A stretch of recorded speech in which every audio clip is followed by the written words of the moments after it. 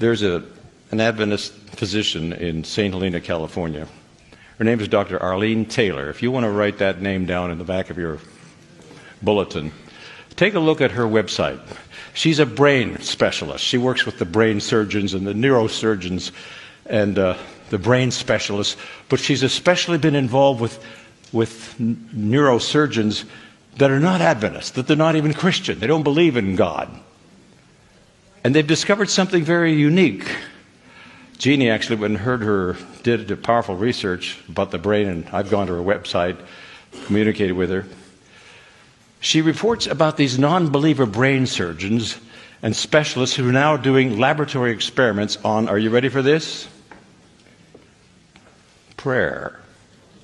Now, I took chaplaincy at Loma Linda and so forth, and I know that the hospital doctors and surgeons are always happier when an imam or a bishop or a priest or a minister or a person will come in and have prayer with the patient before surgery.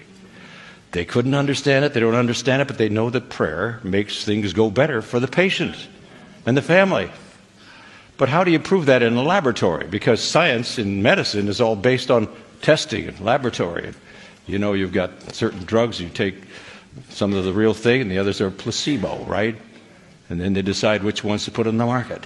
How do you test prayer in a laboratory?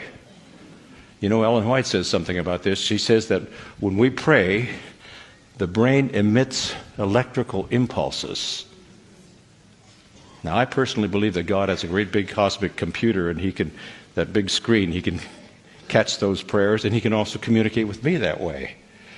But scientists now, Dr. Taylor says this, in blind studies, they have put these electrodes on your head so that when you pray for someone who's in intensive care in the Orlando hospital, maybe they're even semi-conscious, they don't even know.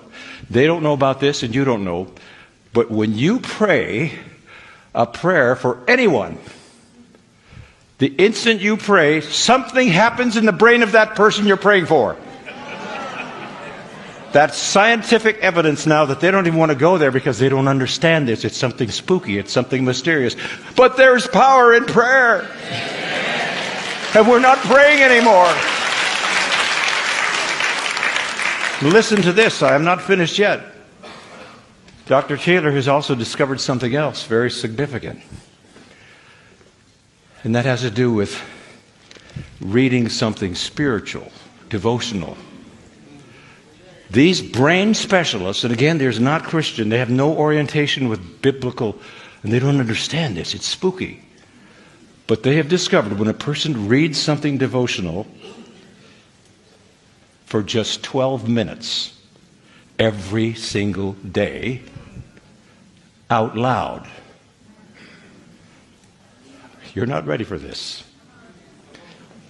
And especially different kinds of prayer that are praise and so forth. They can actually change the brain cells, and that does amazing things. But reading something devotional, spiritual for just 12 minutes out loud every day, are you ready for this? Can actually reverse dementia and possibly impact Alzheimer's. This is science now, and they don't understand this.